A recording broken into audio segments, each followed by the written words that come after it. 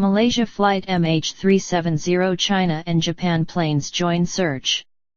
More nations have joined the search in the southern Indian Ocean for Malaysia Airlines flight MH370, amid concern that rain will hamper search efforts. 10 planes were due to scour the area for possible debris picked up earlier by radar echoes and satellite imagery. A Chinese plane had spotted suspicious objects in the search area, Chinese state media report.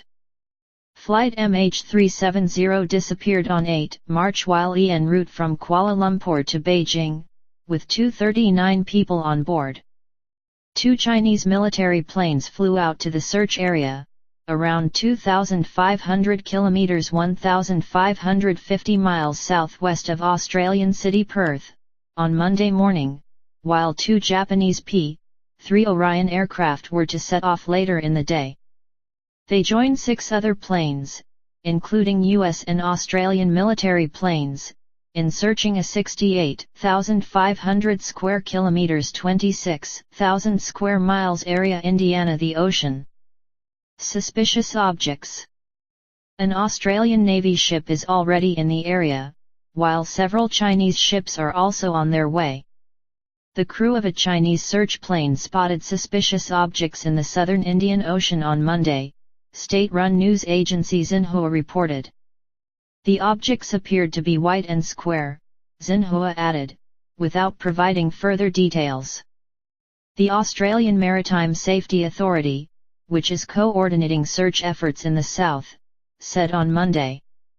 The weather forecast in the search area is expected to deteriorate, with rain likely. Warren Truss, Australia's acting Prime Minister while Tony Abbott is abroad, said that a tropical cyclone north of the search area could stir up less favourable weather for the search.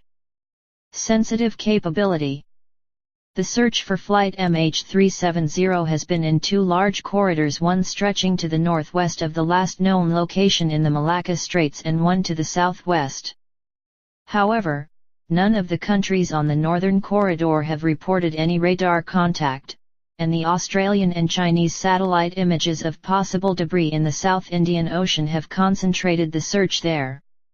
On Sunday, French officials said radar echoes from a satellite also identified possible debris in the South Indian Ocean.